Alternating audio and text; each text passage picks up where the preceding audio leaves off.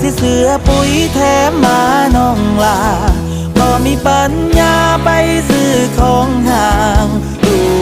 สูตรแค่ข้าวกะเพราข้างทางดีแน่ก็พายางตลาดนัดวันเสาร์อ้ายขี่รถห้างมูนพ่อแม่ให้กับหัวใจที่มีพร้อมให้เจ้าอยากได้อีหยังก็จังค่อยสร้างสู่เอาอ้ายย่านแต่เจ้าสิบ่ฮักบักผู้ชายบันมา